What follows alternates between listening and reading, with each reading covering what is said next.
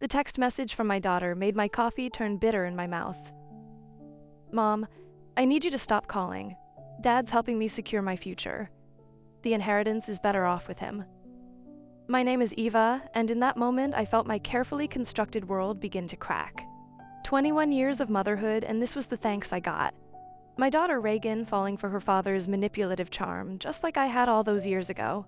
I set my phone down on my kitchen counter, hands trembling. The inheritance money from my parents was meant to secure Reagan's future, not feed into Ruben's endless schemes. The same schemes that had torn our marriage apart 3 years ago. My phone buzzed again. This time it was Angela, my best friend and family lawyer. Eva, have you seen Ruben's latest business venture? She asked without preamble. No, what now? He's revived Armstrong Enterprises. The company's website went live this morning. You need to see this. I pulled up my laptop, fingers flying across the keyboard. There it was, a sleek website promising revolutionary investment opportunities. The same company that had nearly bankrupted us 5 years ago was now supposedly thriving. This doesn't make sense, I said, scrolling through the page. He shut this down after the lawsuit.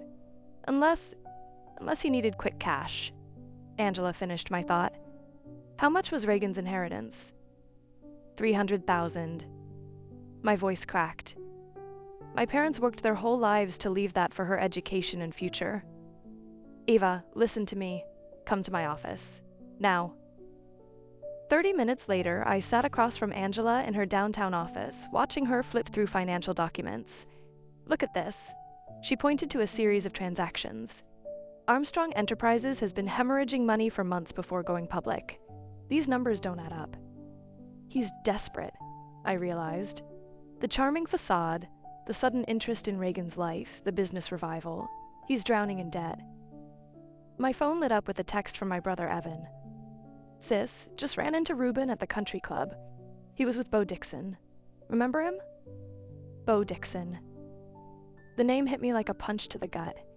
He was Ruben's former business partner, the one who'd walked away right before everything collapsed the first time. Angela. I looked up at my friend. Determination replacing the shock.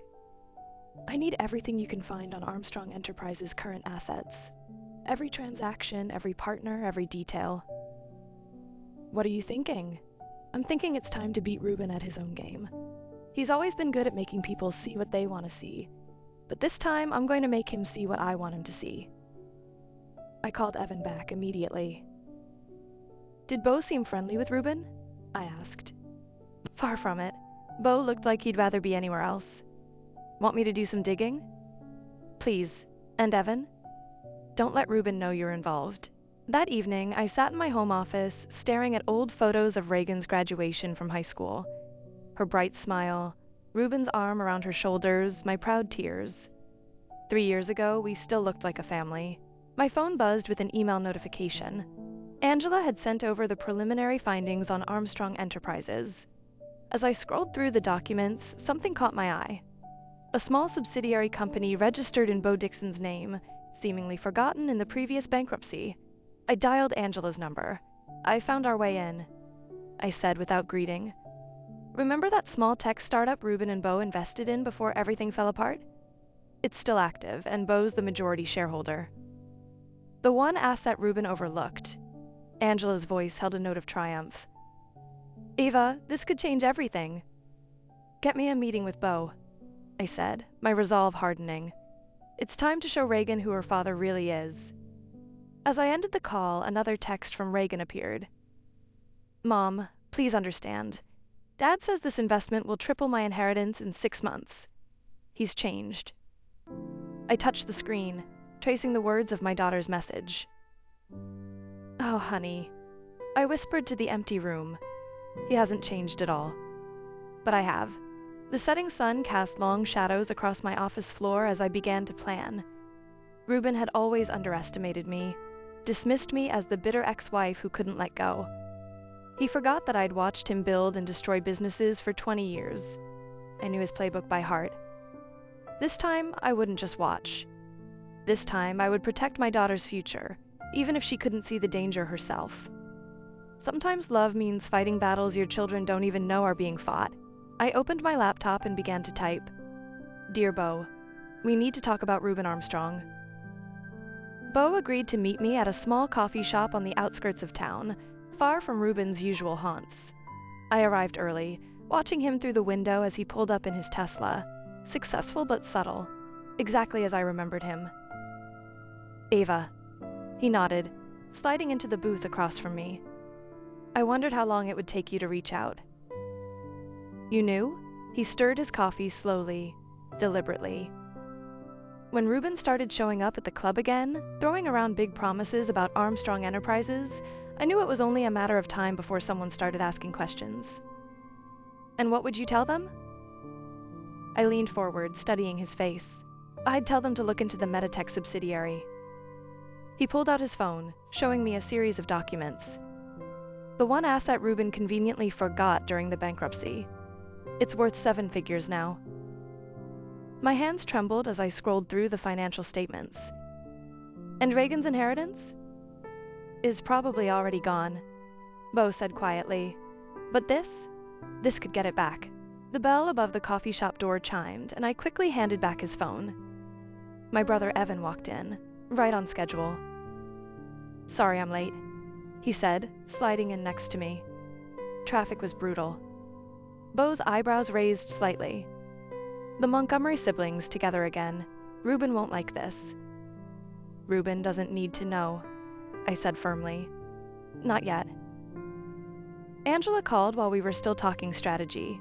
I put her on speaker. Ava, I've been reviewing those transactions. Her voice crackled through the phone. There's something else.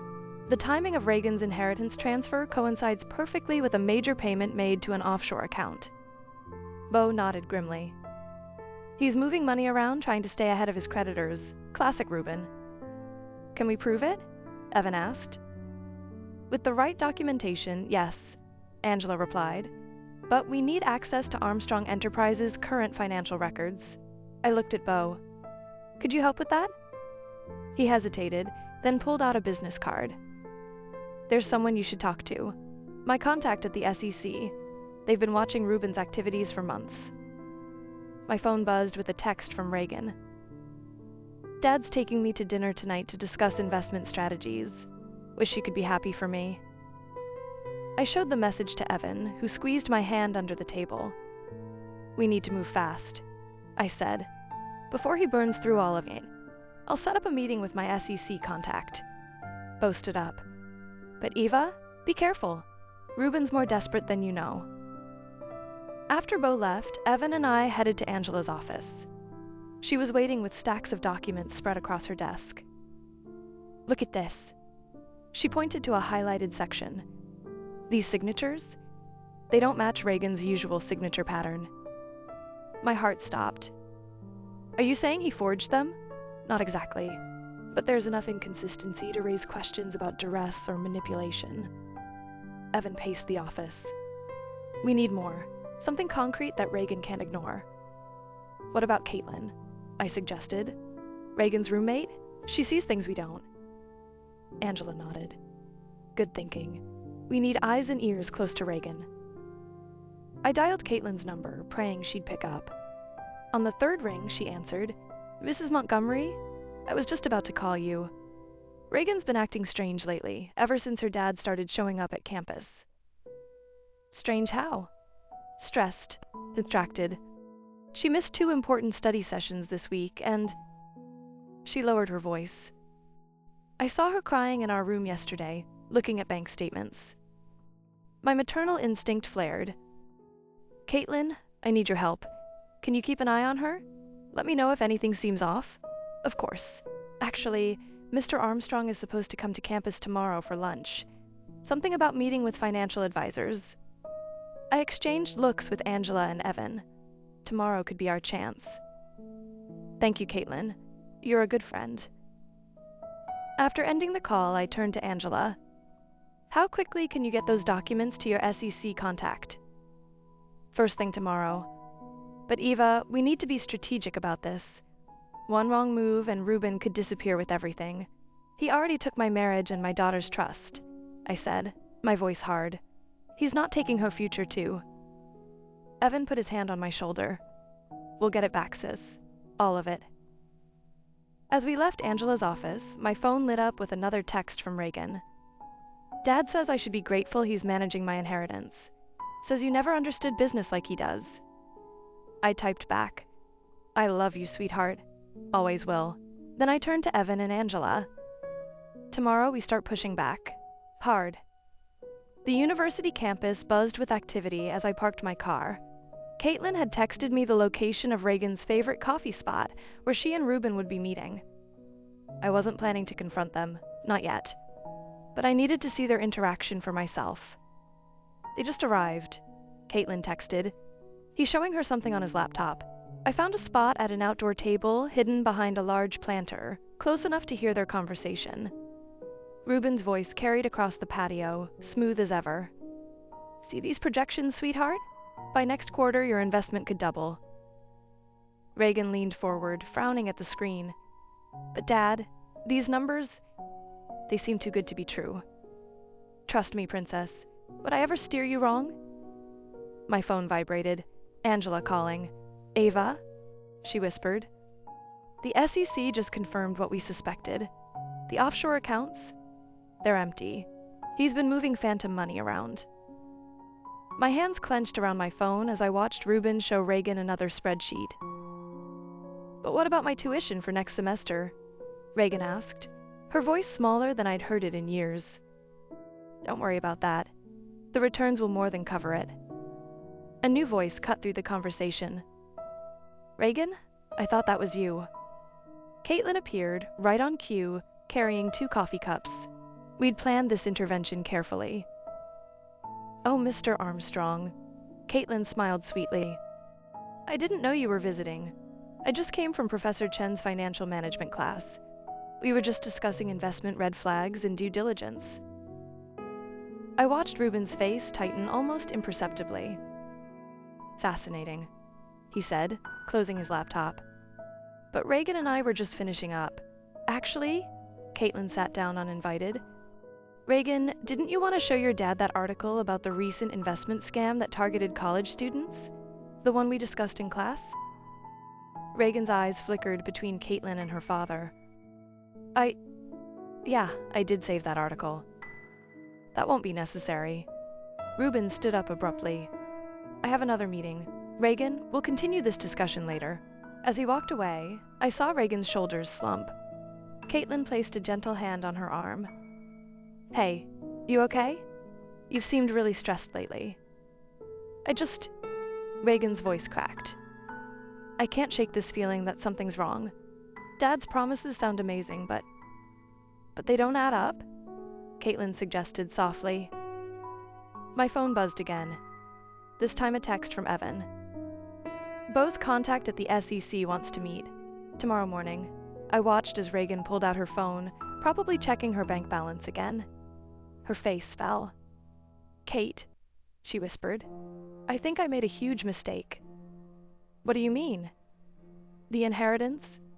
I gave Dad control because he said he could triple it. But now I can't access any of it, and when I ask questions, he just shows me more projections and promises. My heart ached. I wanted to rush over, wrap my arms around her, tell her everything would be okay.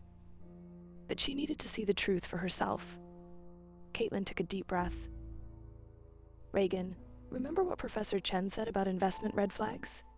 Promises of unrealistic returns, pressure to act quickly, emotional manipulation. Reagan's face went pale. Stop. Please. I'm just saying, maybe you should talk to your mom. She's been trying to reach you. Mom doesn't understand business like Dad does. Reagan repeated the words mechanically, but I could hear the doubt creeping in. My phone lit up with another message, this time from Bo. Eva, Ruben just tried to access the Metatech accounts. He's getting desperate. I watched as Reagan gathered her things, her movements jerky and uncertain. Kate, I need to go. I need to think. As Reagan hurried away, Caitlin caught my eye across the patio and gave a subtle nod. Phase 1 of our plan was complete. Planting the seeds of doubt. My phone rang again. Angela. Eva, the SEC investigator has everything they need. They're moving forward with an investigation into Armstrong Enterprises. How long? A few days, maybe a week. But Eva, Ruben's going to know something's up soon. We need to be ready. I stood up, watching my daughter's retreating figure. Trust me, I'm ready. That evening, I received a text from Reagan that made my heart leap. Mom, can we talk? Not about Dad or money, just talk. I replied immediately, always, sweetheart. Your place or mine? Yours, tomorrow after class. As I typed yes, I silently thanked Caitlin for helping Reagan take this first step. The wall Ruben had built between us was finally starting to crack. Now I just had to make sure he didn't destroy everything before we could save it. The SEC investigator's office was colder than I expected, or maybe it was just my nerves. Angela sat beside me while Bo joined via video call on a secure line. Mrs. Montgomery. The investigator, Sarah Chen, spread out a series of documents. These transactions show a clear pattern of fraud. Your ex-husband has been running what amounts to a sophisticated Ponzi scheme. Can you prove it? Angela leaned forward. We can, but there's more. Sarah pulled up a digital file. The Meditech subsidiary that Mr. Dixon brought to our attention? It's not just profitable, it's about to be acquired by a major tech company. Bo's voice crackled through the speakers. Ruben doesn't know about the acquisition offer. I've kept it quiet. How much? I asked. $8 million, Sarah replied. And since the original ownership structure was never properly dissolved during the bankruptcy, your daughter's inheritance gives her a legitimate claim to a significant portion. My phone buzzed. Reagan was on her way to my house. I needed to wrap this up. What do we need to do next? We'll freeze the offshore accounts today, Sarah said. But we need to move quickly. Once he realizes what's happening, he'll run, I finished. He's done it before. Angela gathered the documents. I'll file the emergency injunction this afternoon. Eva, you focus on Reagan. I rushed home, arriving just minutes before Reagan's car pulled into the driveway. She looked tired, smaller somehow, like the weight of everything was finally hitting her. Mom, she said as soon as she walked in, I need to show you something. She pulled out her phone, showing me a series of text messages from Ruben. He wants me to sign more papers tomorrow. Something about restructuring the investment. Her voice trembled. But when I asked to have a lawyer look at them first, he got angry. What did he say? That I don't trust him, that I'm ungrateful, that you've poisoned me against him. Tears spilled down her cheeks. Mom, I can't access any of my accounts anymore. The tuition payment for next semester is due next week, and My phone rang. Evan. Sis, Ruben just showed up at my office. He's looking for emergency capital. He seems desperate. Stall him, I said, then turned back to Reagan. Honey, there's something you need to see. I pulled up the SEC documents on my laptop, showing her the evidence we'd gathered. Her face went from confusion to shock to anger as she scrolled through the files. This can't be. Dad wouldn't.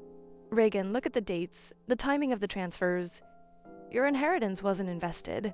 It was used to pay off his debts. Her phone buzzed again. Another text from Ruben. Princess, need you to sign those papers first thing tomorrow. Very time-sensitive opportunity. Reagan's hands shook as she set down her phone. All those projections he showed me, they were fake? Yes, but... My phone interrupted with a call from Angela. Ava, the injunction is in place. All accounts associated with Armstrong Enterprises are frozen. Reagan overheard and looked up sharply. What accounts? What injunction? Just then, both our phones exploded with messages from Ruben. To Reagan. Call me immediately. Don't listen to your mother's lies. To me. You vindictive bitch, you'll regret this.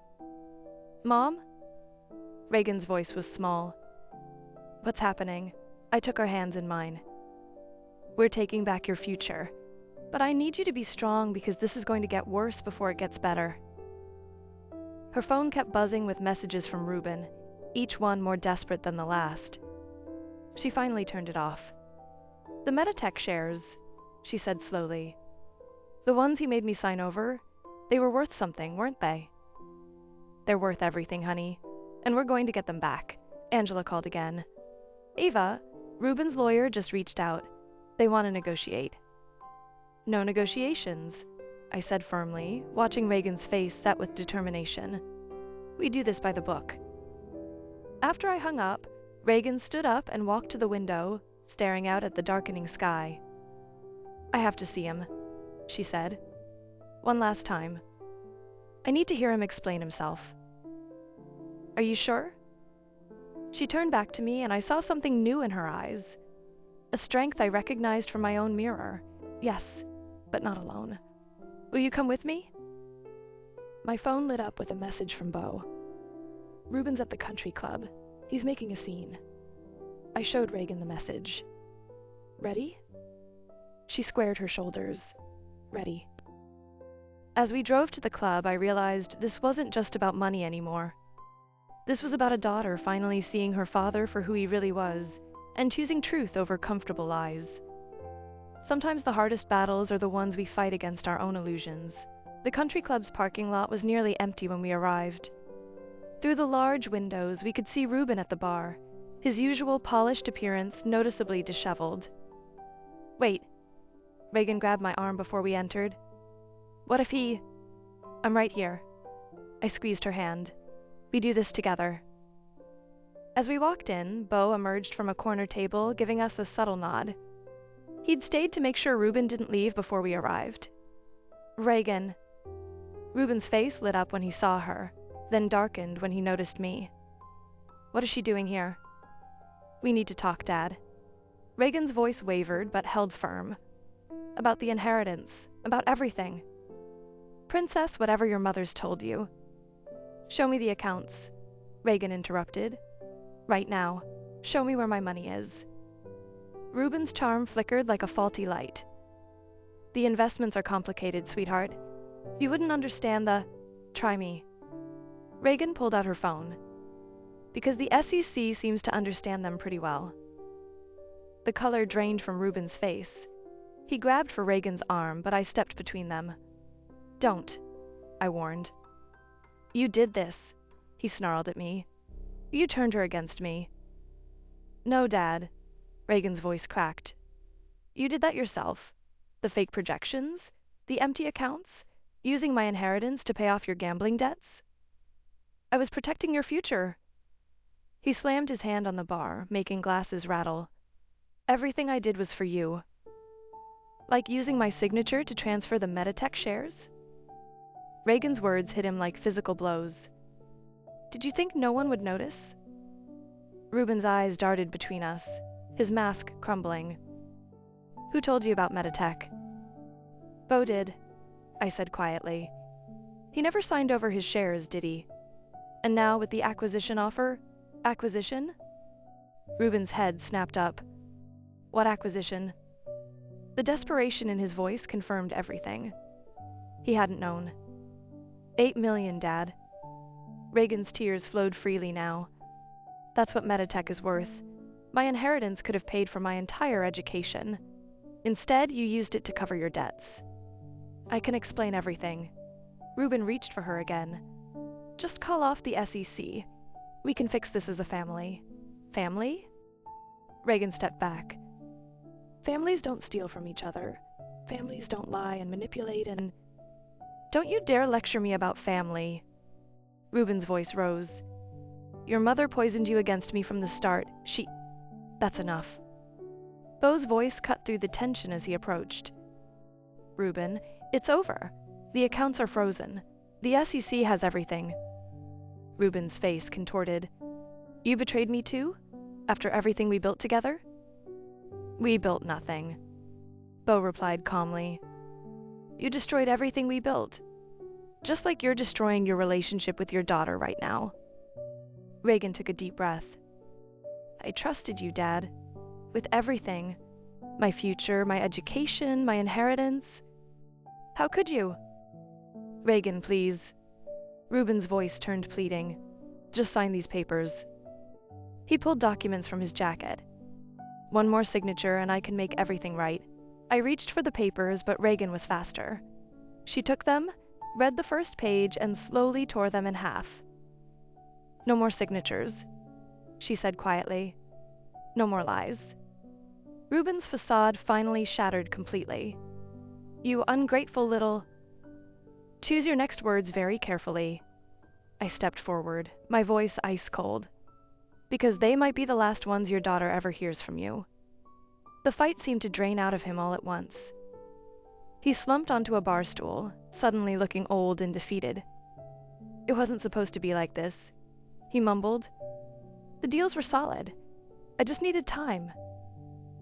Time's up, Bo said, nodding toward the entrance where 2 SEC agents had just walked in. Reagan turned away, unable to watch as the agents approached her father. I put my arm around her shoulders and guided her toward the door. Reagan, wait, Ruben called after us. Please, just listen. She paused but didn't turn around. Goodbye, Dad. In the parking lot, Reagan finally broke down, sobbing against my shoulder like she hadn't done since she was little. I'm so sorry, Mom, she choked out. I should have listened to you. Hey, I lifted her chin. You have nothing to be sorry for. He's your father. You wanted to believe in him. That's not a weakness, it's what makes you beautiful. My phone buzzed with a message from Angela. Injunction granted. Meditech shares secured. We've got him. Reagan wiped her eyes, reading the message over my shoulder. What happens now? Now? I hugged her close. Now we start rebuilding. Together. As we drove home, Reagan's phone lit up with one last message from Ruben. She deleted it without reading it. Sometimes the bravest thing we can do is walk away from those who hurt us, even when they share our blood. Angela's office was crowded the next morning. Reagan sat between me and Evan while Bo joined via video call again. On Angela's desk, papers were spread out like a battle plan. The Meditech acquisition goes through next week, Angela explained. With the injunction in place, Reagan's shares are protected. The SEC has frozen all of Ruben's accounts, but what? Reagan asked, gripping my hand. He's disappeared. Bo's voice crackled through the speaker. Hasn't been seen since last night at the club. Reagan's phone buzzed. A blocked number. She answered on speaker. Hello? Princess. Ruben's voice filled the room. I need you to listen carefully. Angela quickly started recording the call. I'm done listening to your lies, Dad. I'm on my way to the Caymans, he continued as if she hadn't spoken. There's still time to fix this. I have connections. Are you seriously trying to flee the country? Reagan's voice shook with disbelief. It's not fleeing, it's strategic repositioning. Meet me at the private airport in 2 hours. Bring the Meditech paperwork. We can still salvage. No. Reagan's voice was firm. Turn yourself in, Dad. It's over. You sound just like your mother, he spat. Always so self-righteous. You have no idea what I've sacrificed for you. Sacrificed? Reagan stood up, anger replacing fear. You stole my inheritance. You lied to me. You used me to get to Mom's family money. That's not sacrifice. That's betrayal. Everything I did was for your future. My future? Reagan laughed bitterly. I had to borrow money from Kate to buy groceries last week because you drained my accounts. Some future. Silence on the other end. Then, 1 hour. Private airport. Last chance, Reagan. Goodbye, Dad. The SEC will be waiting for you. She hung up, hands trembling. Angela immediately called her contact at the SEC. They've already got units heading to the airport, she reported. He won't make it out of the country. My phone lit up with a message from Caitlin. Reagan's graduation robe just arrived at our dorm. Should I bring it to you? Graduation. In all the chaos, I'd almost forgotten it was next week. Reagan. I showed her the message. Whatever happens with your father, you're still graduating. We're still celebrating. She managed a small smile. If I can still afford to graduate, the tuition is taken care of, Bo interrupted. The Meditech shares are worth more than enough. And Eva, there's something else you both should know. He sent a document to Angela's printer. She handed it to Reagan. What is this? Reagan scanned the paper, her eyes widening. Your grandfather, my father, left you additional shares in his will. Bo explained. Reuben never knew about them. They're worth another $2 million with the acquisition. Reagan's hands shook as she read. All this time, your grandfather knew Reuben's type, Bo said softly. He set this up as a safety net, just in case. Evan squeezed Reagan's shoulder. Smart man, your grandfather. Angela's phone rang. The SEC. They've got him, she announced after a brief conversation. Caught him trying to board a private plane. He's in custody. Reagan let out a breath she seemed to have been holding for months. Is it really over? Almost, Angela said. There's still paperwork, court dates, testimony. But the hard part? I hugged my daughter close. That's over. Later that evening, Reagan and I sat on my back porch, sharing a pizza like we used to before everything fell apart. Mom, she said quietly. How did you know? When you were married to Dad, how did you know when to walk away? I thought carefully before answering. When the pain of staying became greater than the fear of leaving.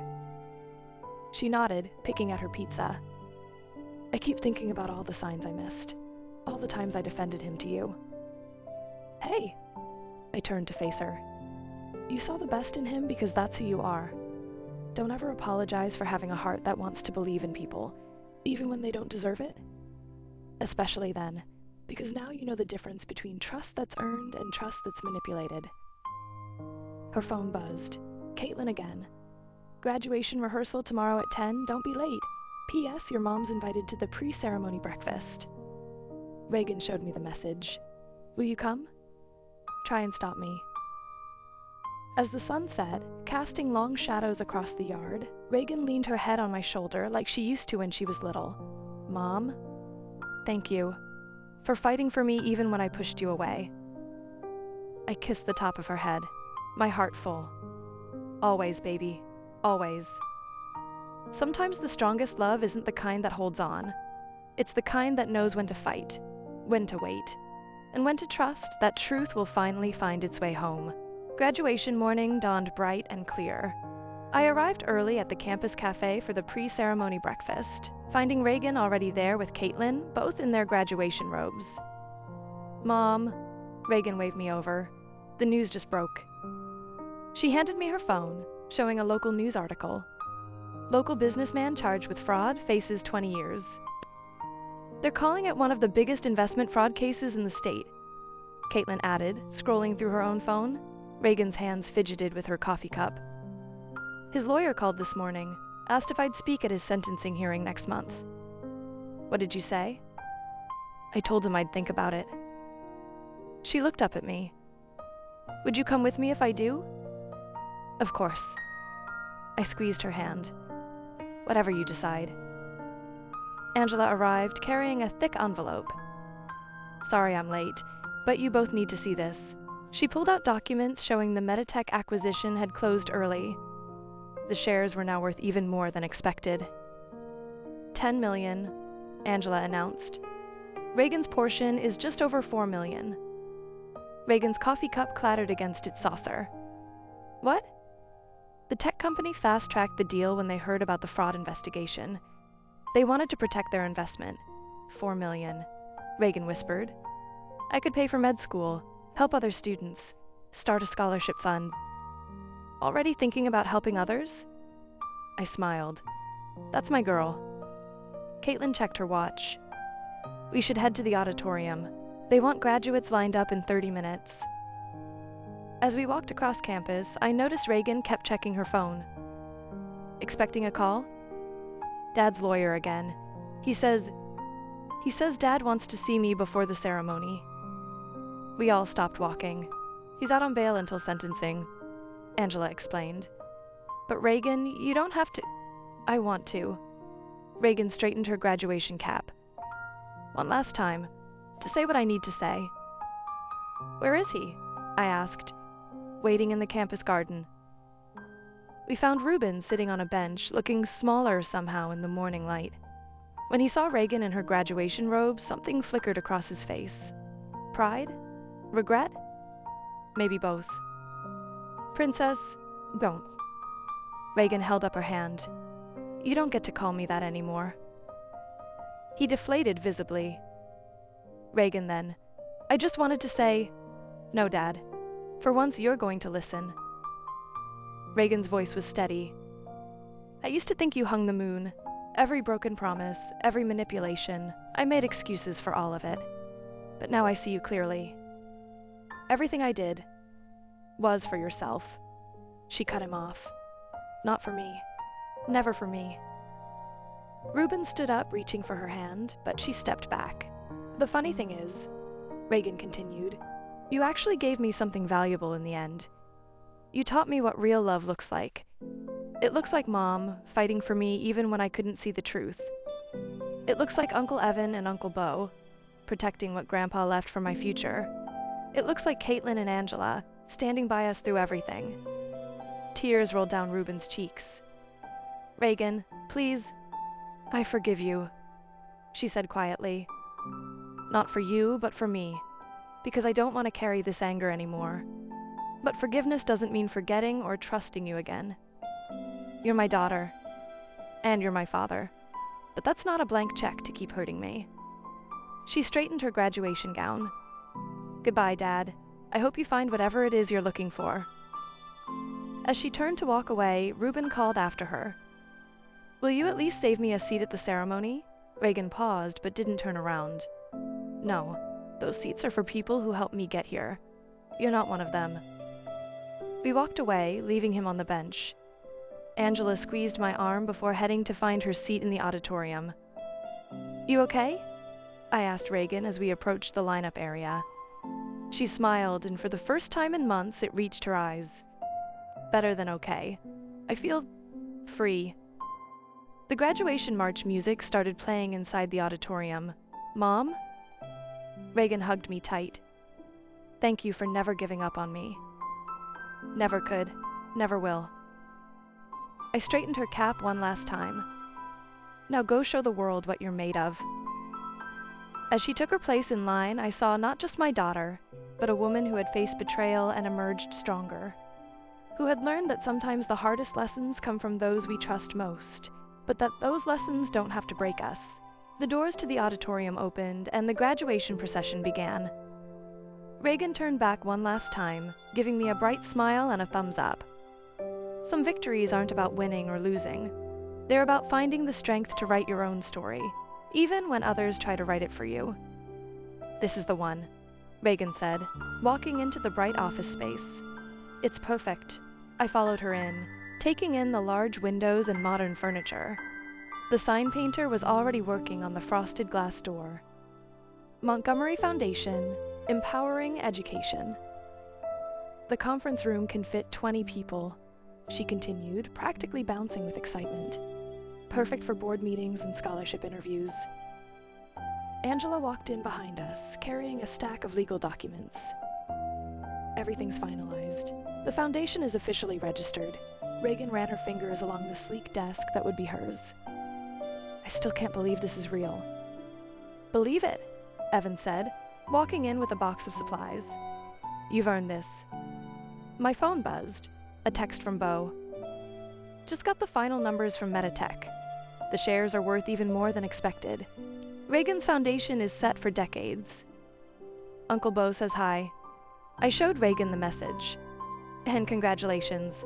Caitlin arrived with coffee for everyone. The first scholarship applications are already coming in. Word spreads fast when you offer full rides to med school. Speaking of which, Angela pulled out another document. The judge wanted you to see this before tomorrow's sentencing hearing. Reagan took the paper, reading it carefully. Dad wrote this? His complete confession. Angela nodded. He admitted everything. The fraud, the manipulation, all of it. The judge will probably reduce his sentence because of it.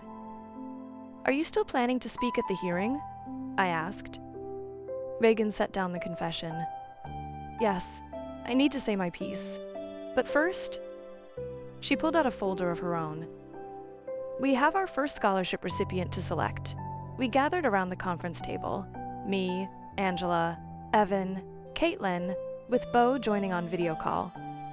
Reagan stood at the head of the table, spreading out applications. This one. She pointed to a particular file. Sarah Chen's daughter. Her father left them with nothing but debt.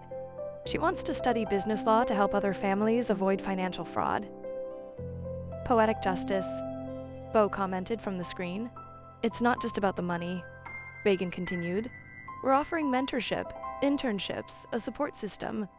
Everything I wished I had when I was trying to figure out who to trust. A knock at the door interrupted us. The sign painter had finished. Montgomery Foundation gleamed in elegant gold letters. Perfect timing, Caitlin said. The local news crew will be here in an hour for the official opening. Reagan straightened her blazer, looking suddenly nervous. Mom, will you help me practice my speech? Everyone else tactfully left the room, giving us privacy. What if I freeze up? Reagan paced. What if people only see me as the daughter of a convicted fraudster? Hey! I caught her shoulders. They'll see you for exactly who you are. A strong woman who turned pain into purpose. Who's using her inheritance exactly how your grandparents would have wanted. To help others. She hugged me tight. I couldn't have done any of this without you. Yes, you could have, but I'm glad you didn't have to. My phone buzzed with a message from the prison chaplain. Reuben would like to make amends when Reagan is ready. I showed her the message. Maybe someday, she said quietly. But right now, I have more important things to focus on. The news crew arrived early.